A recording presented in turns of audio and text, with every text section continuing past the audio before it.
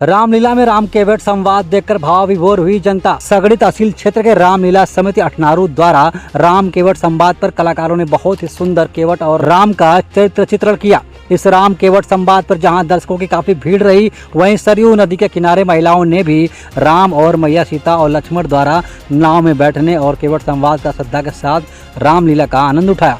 अयोध्या से वन की ओर जाते समय रास्ते में सरयू नदी पड़ी। प्रभु श्री राम ने मल्लाह केवट से नदी पार कराने को कहा तो केवट ने पहले उनसे चरण धोने को कहा।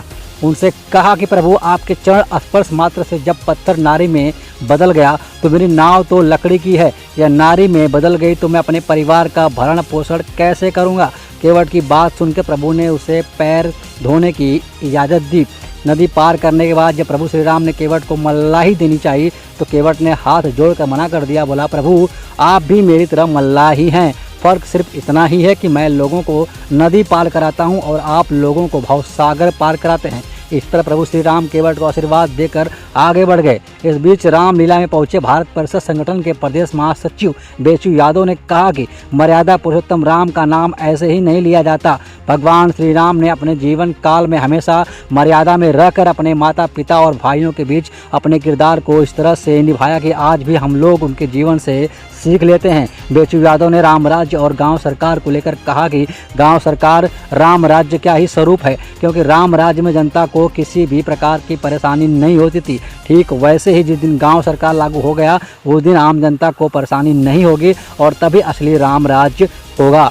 वहीं रामलीला समिति के प्रबंधक आलोक कुमार सिंह ने कहा कि मैं अपेक्षा करता हूं गांव क्षेत्र की जनता से कि वो अपना सहयोग प्रेम ऐसे ही बनाए रखे। रामलीला समिति हमेशा कुछ बेहतर करने का प्रयास प्रतिवर्ष करती है। हम लोगों के यहाँ जहाँ रामलीला होती है वहीं बगल में सरयू नदी है, जिस पर राम केवट संवाद बहुत ही बेहतर तरीके से दिखाने का प्रयास किया जाता है और हम लोगों की रामलीला में यही बहुत ही रोचक होता है, जिसको देखने के लिए आसपास ही नहीं दूर दराज से भी लोग आते हैं। वहीं ग्राम प्रधान सुनील कुमार सिंह ने कहा कि रामलीला को सकुशल संपन्न कराने के लिए मुझसे भी जो भी संभव मदद हो सकती है वह मैंने किया है, आगे भी करता रहूँगा। उन्होंने कहा कि आप सभी रामलीला को सफल बनाने में सहयोग करें। वहीं भारत परिषद संगठन के पूर्वांचल उपाध्यक्ष मोनू यादव भी इस मौके पर मौजूद रहे। रामलीला समिति के प्रमुख रूप से अध्यक्ष आलोक कुमार सिंह, कोषाध्यक्ष जगपति साहनी, प्रबंधक नरसिंह यादव, उपाध्यक्ष धीरज राजभर, संयोजक हेमंत तिवारी, सलाहकार श्रवण कुमार तिवारी, संचालक श्री नारायण साहनी, निरीक्षण एवं देखरेख मंत्री अमित साहनी, अंगद सैन,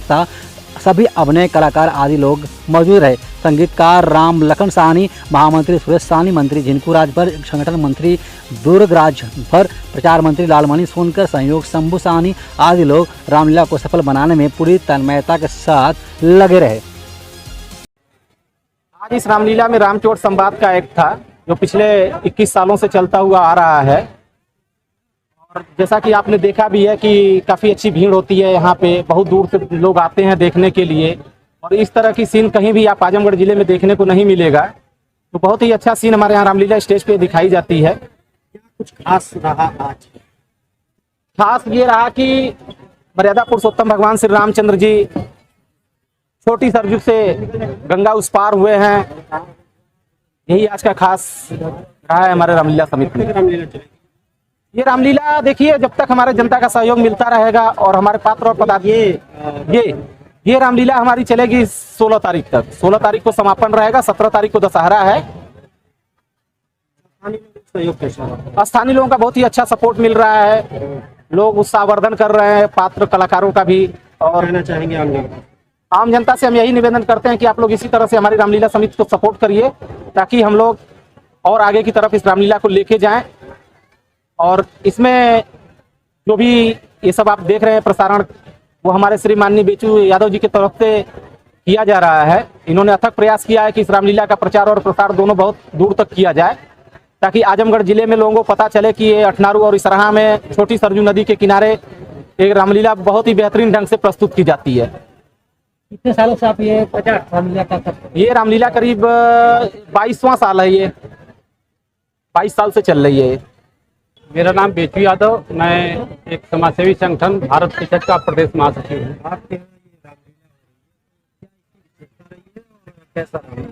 ये यहाँ की जो रामलीला होती है ये तो जान लीजिए कि एक अपने आप में मिसाल है। ऐसी रामलीला तो हम जानते हैं कि पूरे जनपद में कहीं देखने को नहीं मिलेगी।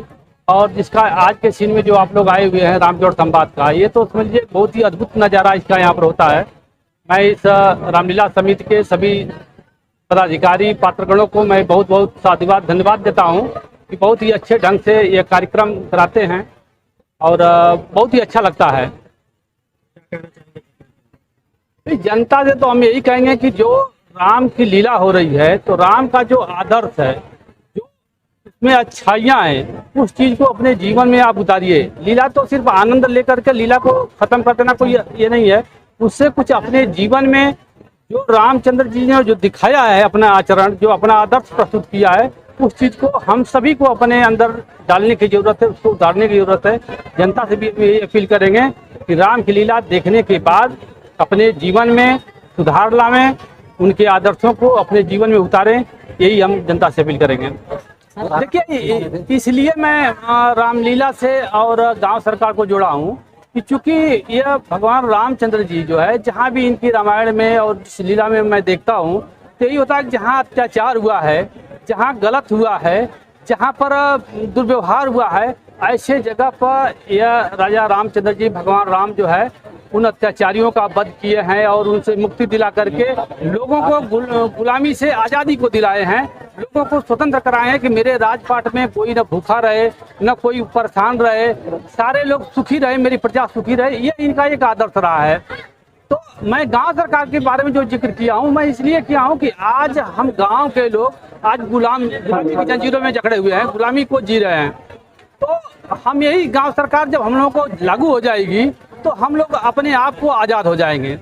तो जो राम की लीला है, जिस समय का चित्रण भगवान राम ने जो उनकी लीला हम लोग देख रहे हैं, ठीक वही लीला हम गांव वालों के साथ भी वो चीज़ होनी चाहिए। हम लोगों को गुलामी से आज़ादी मिलना चाहिए।